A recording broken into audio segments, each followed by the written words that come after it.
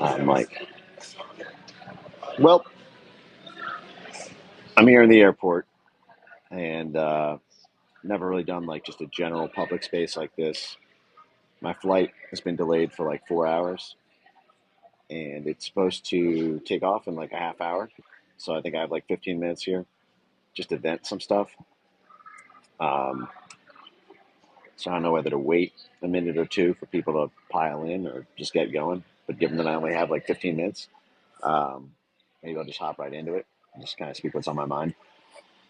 So I try to be like a happy warrior, and I am.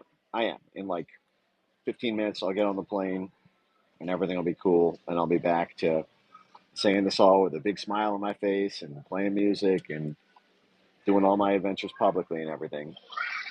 But just moment of being real, like I do experience the frustrations that I think everybody does when they're on the cutting edge of something and they feel like other folks haven't caught up, and that's cool. And I always that's on me. That's my fault for not being persuasive enough, for not being prolific enough.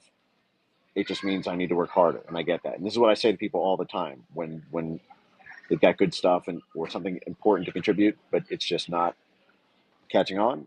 Is it's all on you. You just have to work harder. You have to produce more content. You have to work harder to get bigger and bigger platforms for it all. I get it. That's all part of the process. So I'm not bad mouthing anyone. I'm not blaming anyone. I get it. This stuff is complicated. But there is a moment of frustration that I feel on a day like today when the founder of Telegram just got arrested. And I thought I thought the public education process was farther along than than I believe it is. And because I see a lot of regression from places that there's just a lot more work to do. And let me just kind of explain a little bit like what I mean here. I understand that the right wing populist nationalist faction does not really know a lot about or care a lot about foreign affairs or international intrigues or what the hell is going on in Kazakhstan or Tunisia or Bolivia. They care about crime on the streets. They care about open borders. They care about drug epidemics. They care about whether they can leave their door unlocked without everything getting carjacked. I get that. I get that. But the forces you're up against are international forces. They're international institutions. They are international funding networks. And we here in little America on the homeland only have the prosperity we have because we have this big American empire. And, I talk about this all the time in streams. When I go over the Milton Friedman pencil example, you can't even create a pencil in this country without getting the gum from trees in Malaysia and the graphite from mines in South America. So we need this big, bad complex out of the U.S. State Department, out of the Pentagon, out of USAID, out of the U.S. soft power NGOs, in order to have this Department of Dirty Tricks power to alter the course of political events on every plot of dirt, every pixel of terrestrial landmass on God's green earth is the purview of the blob. And what's happening right now all around the world with international censorship, it's coming from the U.S. State Department, and it's coming from USAID, and it's coming from our intelligence services, and it's coordinated with the Pentagon, and it is the foreign-facing U.S. blob with its transatlantic partners in Europe, primarily in NATO, that are doing this. And I have been screaming from the rooftops since 2017 about everything that we are seeing today. And folks who've been along with me for the journey, you know this. I mean, the whole Benz thing is not because I'm some smart person. I'm decent. But it's just because I'm right. The, the theory I'm presenting to you, the thesis for understanding the world around you when it comes to internet censorship, it's just that. It's a prescriptive model. You can predict it.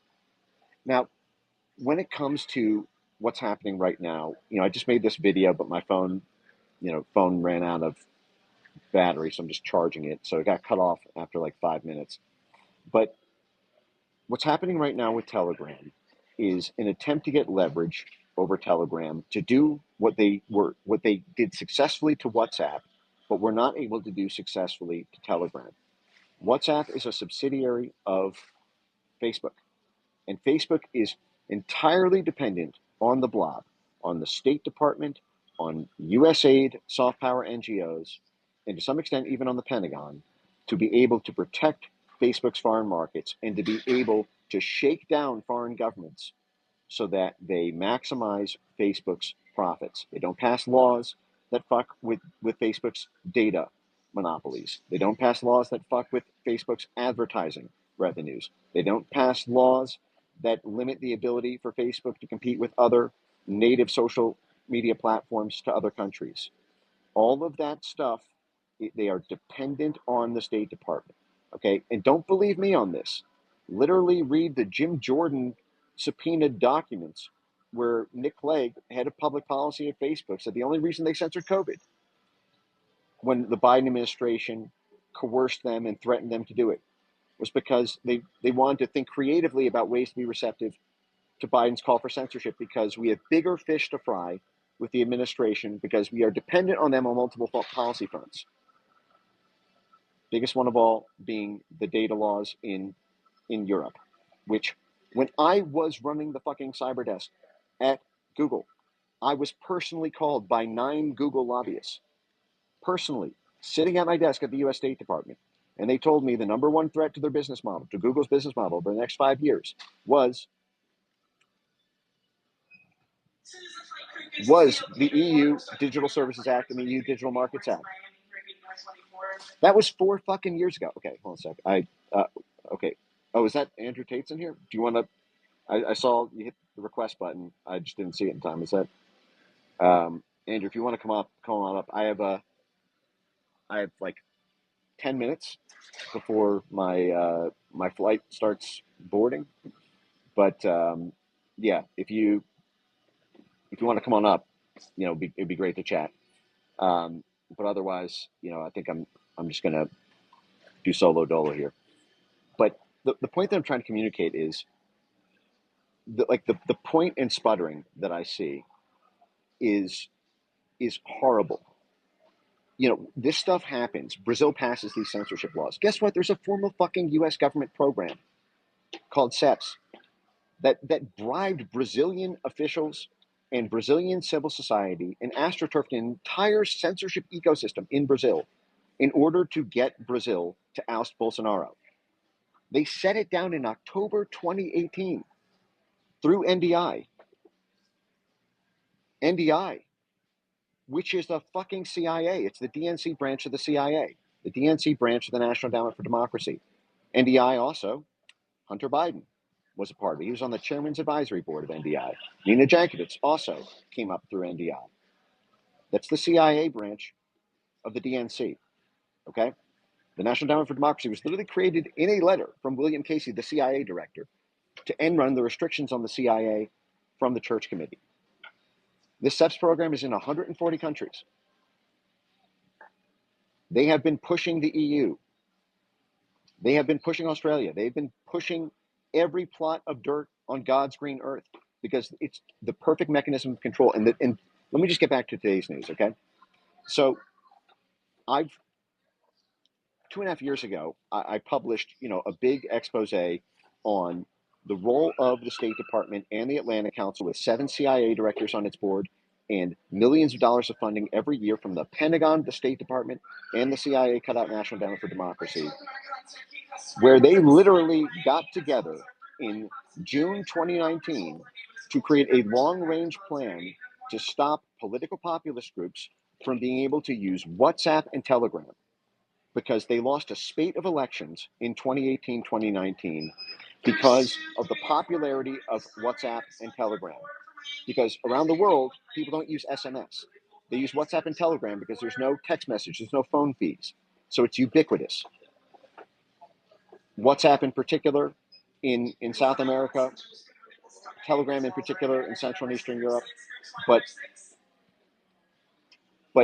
both in all regions. And what they said is, we lost the election This is the Atlantic Council. Again, that's the State Department, the Pentagon, and the CIA. In 2019, saying we lost, we tried to stop Modi from getting elected, but we lost because Modi supporters dominated WhatsApp and Telegram. And even though Facebook was receptive to our request to censor them there, we could not get them censored in end-to-end encrypted chats. So they then capacity built through the NGO swarm a massive censorship lobbying campaign in India and in Brazil, and there were a couple other countries, but the biggest ones were India and Brazil. They said we also lost Brazil because of WhatsApp and Telegram. And what they did is they threatened Facebook because Facebook owns WhatsApp. So they can break Facebook's back, threaten to withhold all the lobbying work they do to protect Facebook's bottom line, just to get WhatsApp to install these misinformation filters. And what they did is they literally got WhatsApp to ban the ability to share more than 5 messages in a day. I mean, it's crazy, right? I mean, think of how suicidal that is as a platform policy. You are a text message platform trying to compete for market share, and you pass a ban on the ability to share messages on your platform more than 5 a day. But you would rather be protected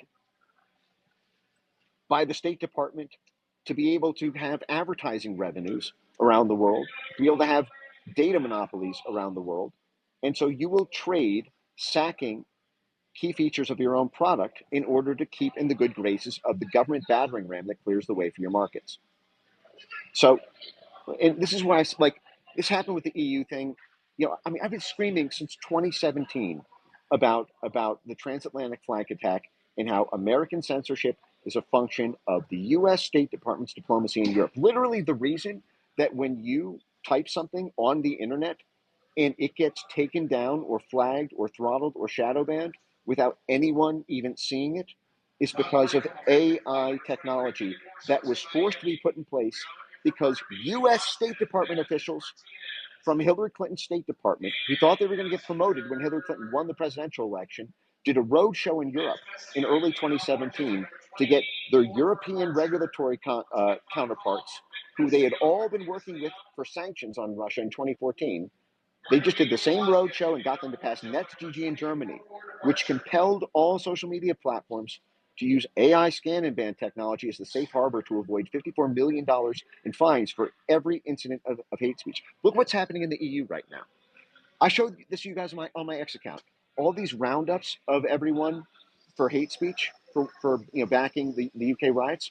The UK Metropolitan Police, the head of the UK Metropolitan Police, coming out and saying that they were going to potentially arrest Elon Musk for hate speech or riling up these crowds, and then putting him on trial in London.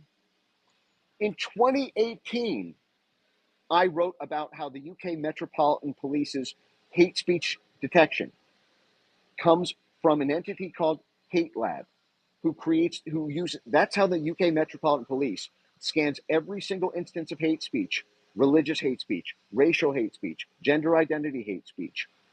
Guess who funded Hate Lab? The U.S. State Department.